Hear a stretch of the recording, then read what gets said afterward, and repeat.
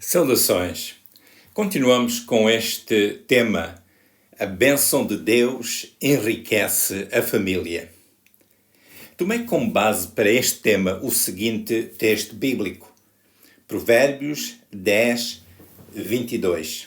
Este versículo diz: a bênção do Senhor é que enriquece, e Ele não acrescenta dores. A ideia de sermos enriquecidos pela bênção de Deus é muito atraente. Alguém poderá perguntar: como é que a bênção de Deus pode ser materializada na minha vida e na minha família? Este é o assunto desta série. É bom saber que Deus tem abençoado e que as suas bênçãos são inesgotáveis.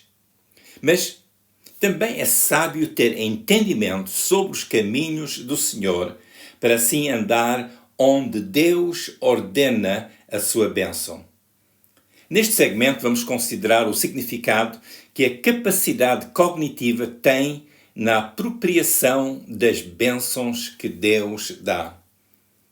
A capacitação cognitiva que o ser humano recebeu na ocasião da sua criação sustenta a expectativa de que seguir o padrão de Deus é causa do maior bem-estar para o indivíduo e para a família. O que é que significa seguir o padrão de Deus e como é que tal ato sustenta a expectativa de desfrutar o maior bem-estar para a vida? O que tem a capacidade cognitiva a ver com seguir o padrão de Deus? É sobre este assunto que nós vamos refletir. Visto o tema da cognição ser muito abrangente, iremos meditar em apenas alguns assuntos neste e nos próximos segmentos. O objetivo é entender como este dom tão imprescindível que Deus nos deu faz parte do processo de apreendermos os caminhos de Deus. O objetivo também é percebermos como as nossas faculdades humanas são relevantes no processo de abraçarmos o seguinte: abraçar a bênção de Deus sobre a família, visto está escrito em Gênesis capítulo 1, versículos 27 e 28, que Deus criou o homem e a mulher e os abençoou. E também abraçarmos o muito bom que Deus viu na sua criação, em especial na criação do ser humano, como nós lemos em Gênesis capítulo 1, versículo 31.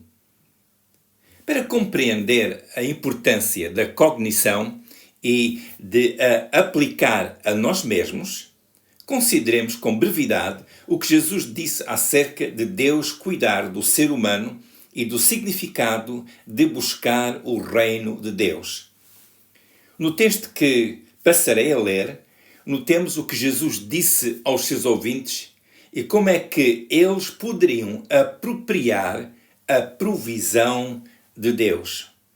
O texto é Mateus capítulo 6, e nós vamos ler aqui apenas alguns versículos. Mateus capítulo 6, versículos 26, 28, 30 e 33.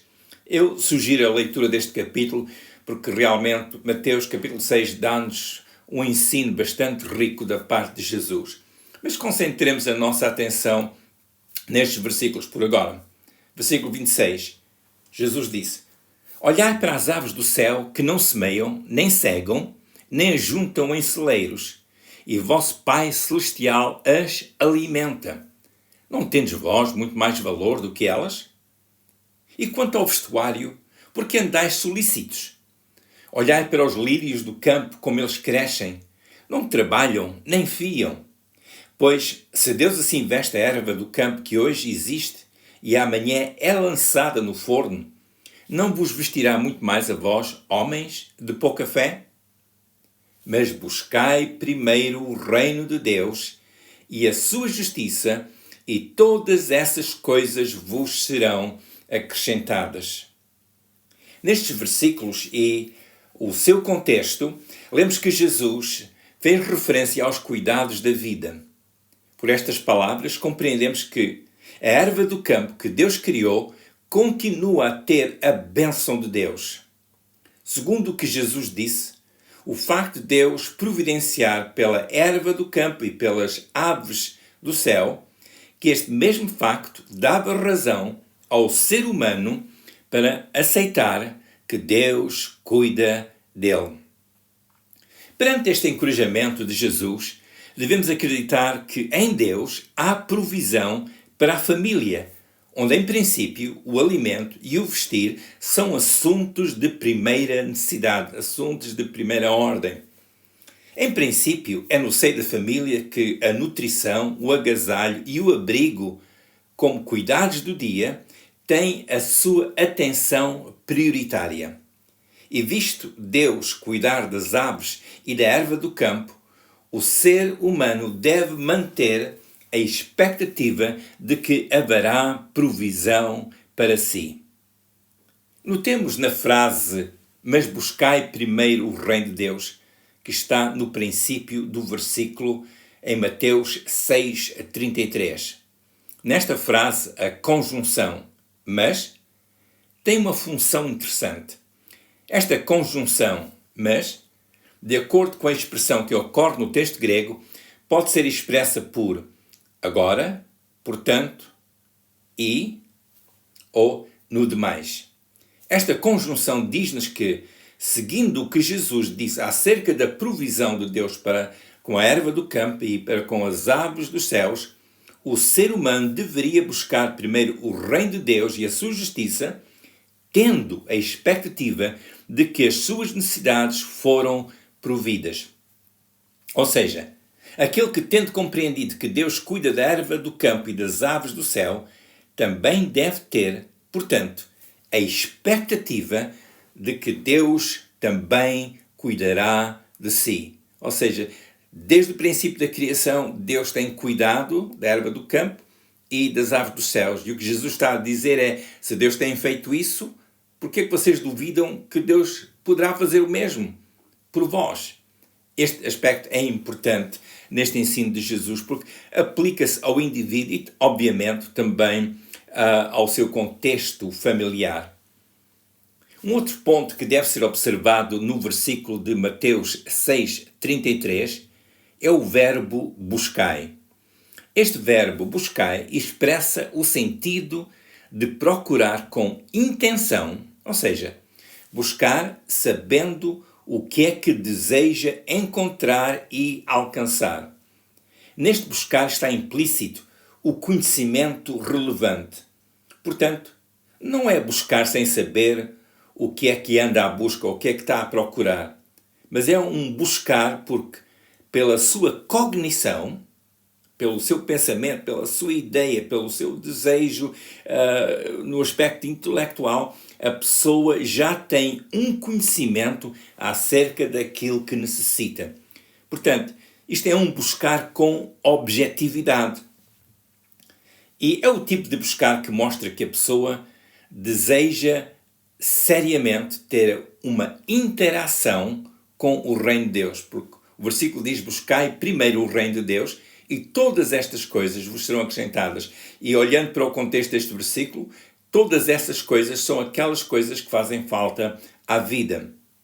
Este ato buscai, segundo o contexto, obedece a um critério muito importante, que é a fé. Como vimos em Mateus 6, versículo 30, Jesus disse, não vos vestirá muito mais a vós, homens de pequena fé? A expressão pequena fé, no texto grego, o texto original, é o adjetivo odipistos, que significa literalmente alguém que tem pouca ou pequena fé. Por esta expressão, conforme ocorre no texto, Jesus estava a chamar a estas pessoas de pouca fé. Foi o nome que Jesus lhes deu. Vocês são pessoas de pouca fé. A frase interrogatória, neste mesmo contexto de Mateus capítulo 6, a frase não vos vestirá muito mais a vós, homens de pouca fé, diz-nos claramente que os ouvintes de Jesus podiam observar a erva que florescia no campo e as aves que voavam, que estas eram alimentadas. Deus continuava a prover para que a criação tivesse os meios para se propagarem, para se multiplicarem.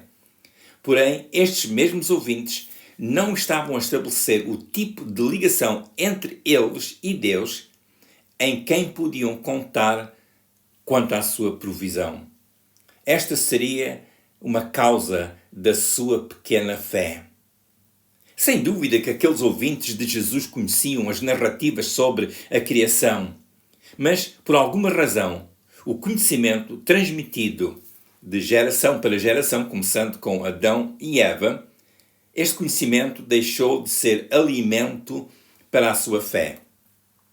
Talvez houvesse tanto assunto com que se preocuparem que estes ouvintes tinham canalizado as suas capacidades cognitivas para outros campos, menos para a natureza com que foram criados e menos para os propósitos que lhes foram dados por Deus.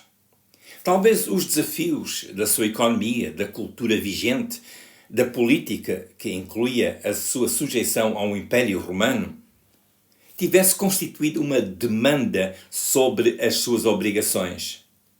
Talvez os acontecimentos determinantes na sua história recente e as influências sociais que se faziam sentir sobre a sua sociedade tivesse cobrado as suas atenções. Talvez estivessem tão condicionados pelas tradições religiosas que não dava para elevarem os seus olhos espirituais para quem Deus realmente era para eles. E isto pode acontecer, a pessoa fica tão absorvido por as suas circunstâncias, sejam elas religiosas ou cotidiano, problemas que podem ocorrer, que a pessoa pode perder a sua visão espiritual e deixa de contemplar Deus e quem realmente Deus é para o ser humano. Fosse qual fosse a causa da frouxidão da fé daquelas pessoas, havia obviamente uma séria necessidade de ser recuperada a visão que foi exposta ao ser humano na altura da sua criação. Havia necessidade de ser feito um reiniciar ou um reativar da sua cognição. Havia necessidade de voltar ao ponto em que a sua vitalidade e a sua compreensão passassem a ser sustentadas pelos princípios do Reino de Deus. Seria bom voltar à raiz daquela capacidade cognitiva com que foram criados. Eu creio que, pelo menos em parte, que o que Jesus quis dizer com buscai primeiro o reino de Deus e a sua justiça, como lemos em Mateus 6,33, era que os seus ouvintes recuperassem os valores do reino de Deus. Era necessário estabelecer como prioritário a qualidade de vida e de fé que é própria no reino de Deus. Vendo que Deus continuava a cuidar da erva do campo e das aves do céu, como o fazia em todo o tempo, desde que criou os céus e a terra, desde o início da criação, eles deviam perceber que também eles eram alvo da provisão de Deus. Esta provisão que existia desde o início da criação. Neste ato de buscar com prioridade o reino de Deus, eles veriam que a provisão de que Jesus falou lhes seria acrescentada. Portanto, por onde começar? Começar com buscar a orientação que Deus dá pela sua palavra. Este começar deve ser prioritário na vida. Começar pelo alimentar mediante a revelação bíblica. A capacidade humana com o conhecimento de Deus ou acerca de Deus, começar aí, nessa mesma capacidade, com aquilo que Deus deu ao ser humano, ir àquele conhecimento que nos foi dado do início, aquele padrão que nos foi dado na altura da criação. Portanto, começar restaurando a capacidade cognitiva para que esta seja intimamente ligada aos propósitos revelados por Deus. Porquê a capacidade cognitiva? Muito simples. Nós somos realmente aquilo que nós pensamos, aquilo que nós idealizamos, aquilo que nós queremos projetar em relação a nós mesmos, ou criar, ou até aquelas condições que queremos criar para a nossa existência, ou seja, até a sobrevivência conforme a situação. Realmente, isso depende de como nós encaramos e pensamos sobre a vida e aquilo que nós idealizamos. Obviamente, depois também há a componente espiritual, mas repare que até a componente espiritual necessita de ser formada pela revelação que Deus deu. Daí que é tão importante nós darmos atenção à capacidade cognitiva, àqueles dons que Deus nos deu, que todos nós temos, de saber pensar, de saber fazer os cálculos à vida, tentar resolver problemas. Isso vem de nós porque temos esta cognição, esta capacidade cognitiva com que Deus nos criou. É importante restaurar esse aspecto, naqueles pontos em que foram perdidas as qualidades que Deus nos deu. O Salmo 127, que é um salmo muito, muito lindo, o Salmo 127, diz no versículo 1 e 2: Se o Senhor não edificar a casa, em vão trabalham os que edificam. Se o Senhor não guardar a cidade, em vão vigia a sentinela. Inútil vos será levantar de madrugada, repousar tarde, comer o pão de dores, pois assim dá Ele aos seus amados o sono. Repare, nós queremos que o Senhor edifique a nossa casa e que também Ele abençoe o nosso trabalho.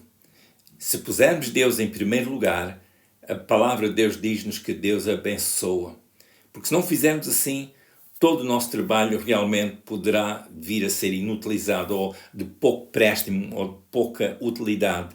Porque realmente Deus é aquele que acrescenta bênção àqueles que o temem. Consideremos a relevância que a capacidade cognitiva do ser humano tem no exercício de ser a expressão, do ser humano ser a expressão da imagem e semelhança de Deus. Porque está escrito em Gênesis, capítulo 1, que Deus criou o ser humano à sua imagem e semelhança. O que é a capacidade cognitiva e por que será esta necessária? A capacidade cognitiva é a habilidade de compreensão, de raciocínio, de percepção, de fazer cálculos, de resolver problemas, de fazer planos, de aprender pela experiência, de adquirir conhecimento e outras habilidades que realmente estejam relacionadas com a compreensão. Estas habilidades estão ligadas à capacidade e desenvolvimento da memória, do conhecimento e compreensão. Por exemplo, é pelo desenvolvimento cognitivo que é desenvolvida a habilidade de fisicamente serem realizadas tarefas. É pelo desenvolvimento cognitivo que é desenvolvida a habilidade de relacionar com outras pessoas ou com objetos. É pelo desenvolvimento cognitivo que é desenvolvida a habilidade de relativamente antecipar acontecimentos, mudanças de ambiente e outras coisas. Uma outra área em que a capacidade cognitiva tem uma função importante é no aguçar e interação dos 5 sentidos, nossos 5 sentidos, que é a capacidade de cheirar, de ver, ouvir, o tato e o paladar. Os 5 sentidos são com uma ponte de ligação com o mundo, e é pela cognição que os estímulos que os 5 sentidos recebem podem ser avaliados ou analisados. É pela capacidade cognitiva que processamos a informação relevante para assim orientar a vida e solucionar problemas. Nesta série de reflexões sobre a bênção para a família, os princípios que temos visto evidenciados na narrativa bíblica são que o ser humano foi criado para um certo fim, como lemos em Gênesis capítulo 1, versículos 26 a 28. Este alvo estipulado por Deus é que o ser humano se frutifique e se multiplique, que sujeite a terra e domine a terra. E é o que tem acontecido desde o princípio da criação. Perante estas diretivas de Deus, faz muito sentido seguir o conhecimento que Deus pôs em nós. Uma pergunta: será que Deus terá dado ao ser humano o conhecimento e exposto o padrão que este deveria seguir no processo de se frutificar, multiplicar-se e de encher e dominar a terra?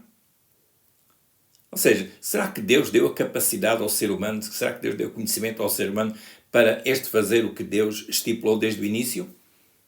Pela leitura das narrativas bíblicas sobre a criação, depreendemos que na sua criação que o ser humano foi dotado com raciocínio e capacidade de entendimento para discernir o seu ambiente e de o gerir.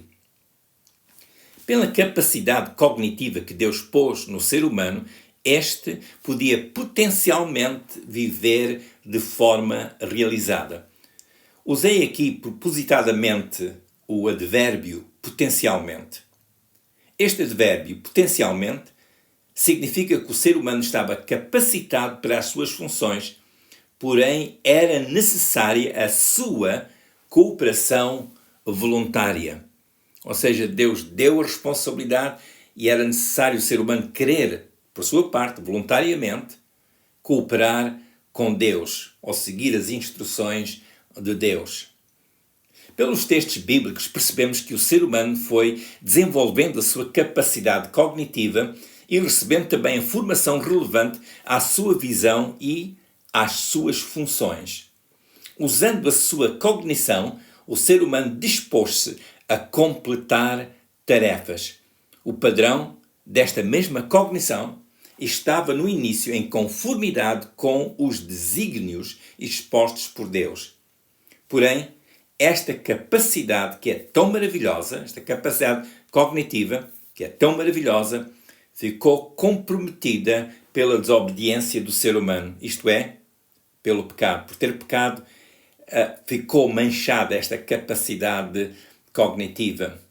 No próximo segmento irei comentar mais sobre este processo da formação cognitiva do ser humano e vamos ver o que é que a Bíblia diz sobre este assunto e realmente é um estudo muito interessante, maravilhoso. Eu tenho sido edificado por este estudo, mas vamos entrar nesse tópico no próximo segmento. Por agora, consideremos o seguinte. Como referi no início deste segmento, Jesus explicou que Deus cuida da erva do campo e das aves do céu. Este mesmo Deus, segundo o que Jesus estava a dizer, é o mesmo Deus que cuida do ser humano.